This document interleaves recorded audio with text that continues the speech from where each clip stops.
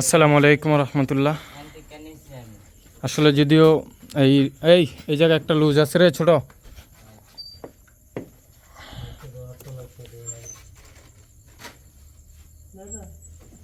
Air cleaner ইয়েটা কি রাজা ভিতরে লাগাই দিছিল? ওই যে রাবারটা যে খুললা তখন হাতে আয় পড়ছিল, ওই যে থ্রোটাল বডির গোড়াটায়, বোঝো নাই? বাটারফ্লাইয়ের মুখটা খোলার সময় একটা রাবার ভিতর থেকে ছুটে আইছিল না? এদিকে আসো, আমি তো এটা লাগাই দিছি। অন্যটা কি লাগানোই তো মনেও হইতেছে, কিন্তু আমি এনশিওর হইতে পারতেছি না। হয় ছোটো, এটা টাইট দেয়। তো আমাদের ওভারঅল উপরে যা দেখতেছেন সব আলহামদুলিল্লাহ কমপ্লিট। এয়ার ক্লিনারের মেন পাইপটা টাইট দে।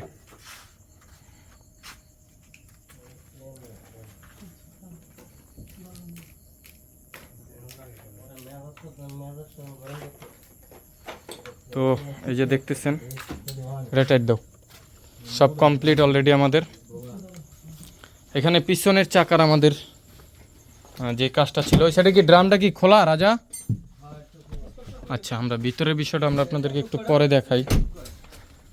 আচ্ছা, এখন হলো আমরা দেখাচ্ছি হলো আপনাদেরকে সাইড কাভারটা লাগাই দিছ না? এই সাইড কাভারটা লাগানো হয়েছে আমাদের। এই চাকা লাগাও, নিচে যন্ত্র পরে রয়েছে দেখো। এই পাশের সাইড কাভারটাও লাগানো হয়েছে। ওভারঅল এগুলো সব কমপ্লিট। সাসপেনশন তুমি চেক করে দিছ? দেখি সবুজ বের হও। তো আমাদের যেটা হইলো যে এটার হয়েছে, তো এটার যা কিছু ছিল ওভারঅল সব আমাদের কমপ্লিট হয়ে গেল। তো আমাদের অল্প একটু কাজ আছে, ওগুলো শেষ করে আমরা এই গাড়িটা নিয়ে টেস্ট ড্রাইভে বের হবো ইনশাআল্লাহ তাআলা। তার ভিতরে আমরা আপনাদেরকে একটা নজর এগুলো একটু দেখায় নিচ্ছি। হ্যাঁ, যে আমাদের গিয়ারবক্সটা সেট আপ করা কমপ্লিট হয়ে গেল।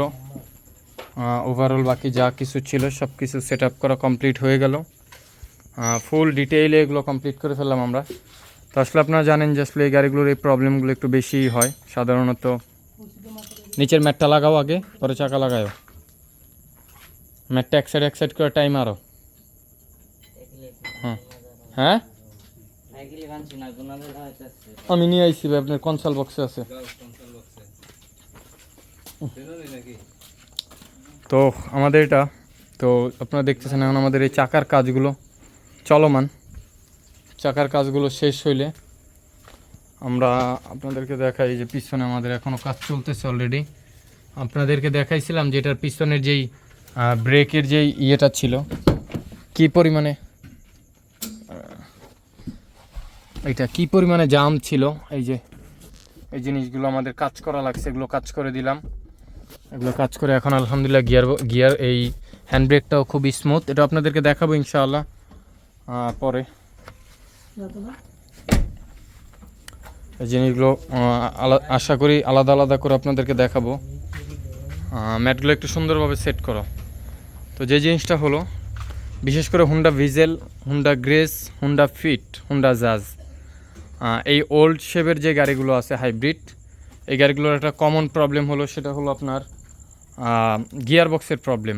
এটা হলো একটা কমন প্রবলেম। এই গাড়িটার সবচাইতে খারাপ একটা প্রবলেম হলো গিয়ার বক্সের প্রবলেম। এই প্রবলেমটা মাস্ট বি হচ্ছে। হ্যাঁ, বিশেষ করে এই গাড়িগুলো যারা ইউজ করেন তারা ভালো বলতে পারবেন যে এই প্রবলেম ফেস করেন নেই এই টাইপের লোকের সংখ্যা খুবই কম ছিল, খুবই কম।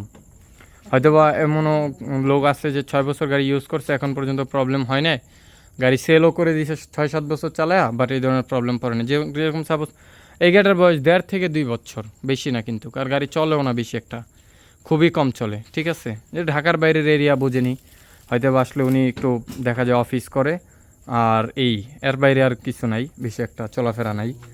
তো যেই জিনিসটা হলো সাধারণত এই গাড়িগুলোর এই প্রবলেমগুলো এই যে হয়ে থাকে সাধারণত, এটা হিউজ পরিমাণে হ্যাসাল করে। যেরকম রাস্তাঘাটে গাড়ি নিয়ে চলাফেরা খুবই কষ্ট হয়ে যায়, যেরকম এটাও রাস্তায় হয়েছে। রাস্তায় হওয়ার পরে ওনার গাড়ি আনতে অনেকটা পরিমাণ কষ্ট হয়েছে, ড্রাইভার ভাই বলেন আর কিংবা উনি বলেন, যাই বলেন। আসলে সাধারণত গাড়ির প্রবলেম হলে আমরা মালিক যারা আছি, দেখা যায় কি আমাদের ব্যস্ততার কারণে আমরা হয়তো বা ড্রাইভারের কাছে গাড়ি রেখে আমরা চলে আসি, তুমি গাড়িটা গ্যারেজে নিয়ে যাও কিংবা বাসায় নিয়ে যাও।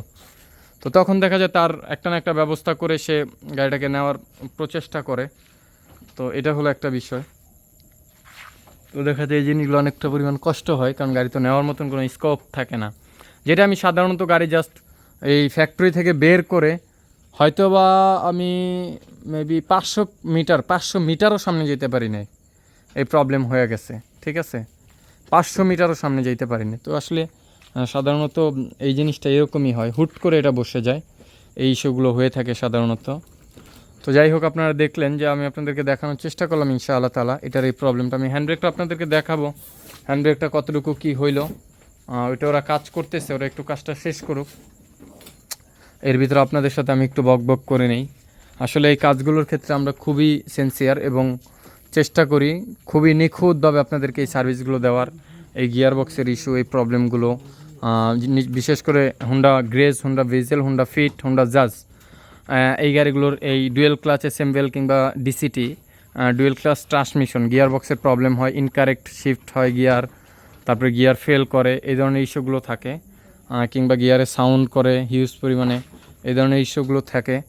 তো এই প্রবলেমগুলো হইলে সাধারণত আমরা এই গিয়ারগুলোর কাজ করে থাকি। হ্যাঁ, আর তার পরবর্তী যে প্রবলেম সেটা হলো নিশান এক্সটেলের গিয়ারবক্সের প্রবলেম এবং ব্রেক সিস্টেমের প্রবলেম, ব্যাটারির প্রবলেম কিছু কিছু গাড়িতে, সব গাড়িতে না, খুবই এটা একটু আর কি খুবই কম ব্যাটারির প্রবলেমটা। কিন্তু আপনার প্রবলেমের ভিতরে যেটা হলো যে ব্রেক সিস্টেম, গিয়ারবক্স, ব্যাটারিটা খুব কম, এটা হলো নিশান এক্সটেলের।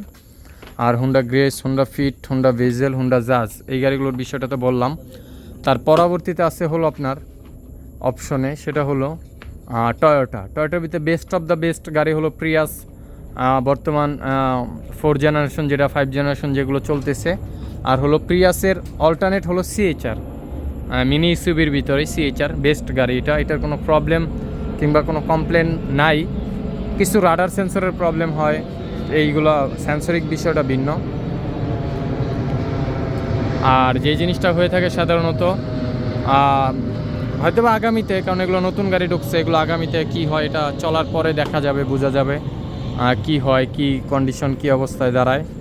আর যে জিনিসটা হলো সাধারণত চাকাগুলো লাগাই দিও, যে জিনিসটা হলো সাধারণত আপনার যে টয়োটা একোয়া এক্সিও ফিল্ডার, তারপরে হলো আপনার নোহা স্কোয়ার। ঠিক আছে, সমস্যা হইতেছে, এখান থেকে একটা এলেঙ্কি নিয়ে দেখো, এলেঙ্কি দিয়ে করতে পারো কিনা। তো এই ধরনের গাড়িগুলো সাধারণত ব্রেক সিস্টেম আর ব্যাটারি হিউজ পরিমাণে হ্যাসাল করে। আমরা জানি ব্রেক এবং ব্যাটারি দুইটারই হিউজ পরিমাণে হ্যাসাল আছে। অনেকেই চরম লেভেলের ভোগা বকছেন, যেরকম Prius Alpha, Prius 2 generation, 3 generation, এই গাড়িগুলোরও এই ধরনের প্রবলেমগুলো হচ্ছে। হ্যাঁ, 4-5 জেনারেশনগুলো ঠিক আছে, এখনও এরকম আহামরি কোনো প্রবলেম নাই। তো ওল্ড জেনারেশনগুলোতে একটু প্রবলেম আছে। তো এই যে এই ইস্যুগুলো, এই প্রবলেমগুলো, এগুলো হিউজ পরিমাণে ভোগায়। ঠিক আছে, হিউজ পরিমাণে প্রবলেম করে। তো এই জিনিসগুলো নিয়ে অনেকটা পরিমাণ ভোগা লাগে। সাধারণত আমরা এই সব ধরনের কাজগুলো করে থাকি। ইভেন হাইব্রিড না, শুধু নন হাইব্রিড এনি কার, যেরকম নিশান এক্সটেল নন হাইব্রিডেরও গিয়ারবক্সের প্রবলেম আছে।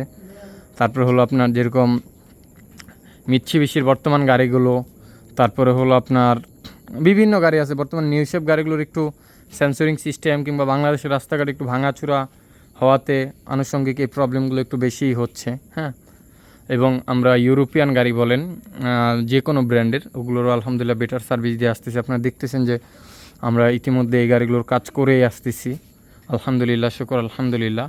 তো যেই জিনিসটা হলো ওদের এখনও কাজটা হয় নাই, না হওয়াতে আমি আপনাদেরকে আসলে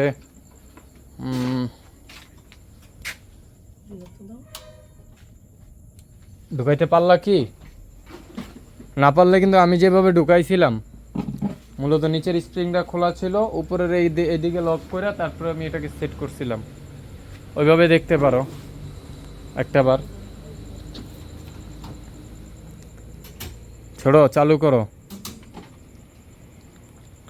তো যাই হোক, আমাদের আসলে ওর কাজ এখনও হয় নাই, সময় লাগবে যা বোঝা যাচ্ছে। তো আমরা এখন আপনাদেরকে দেখাইলাম আমাদের গিয়ারবক্সটা যে কমপ্লিট হয়ে গেল, এই রিভিউটা দেখাইলাম। তো ইনশাআল্লাহ তাআলা এর পরবর্তী রিভিউটা থাকবে হলো আপনাদের ইনশাআল্লাহ টেস্ট ড্রাইভ রিভিউ। এটা টেস্ট ড্রাইভে রিভিউ দিব। এর ফাঁকে আমরা বিশেষ করে এই গাড়িগুলোর গিয়ার বক্সের কাজ করলে কিংবা এই গাড়িগুলোর এই গিয়ার বক্সের প্রবলেম হইলে এই কাজগুলো করার পরে আমরা এটাকে আপনার প্রোগ্রামিং করে থাকি।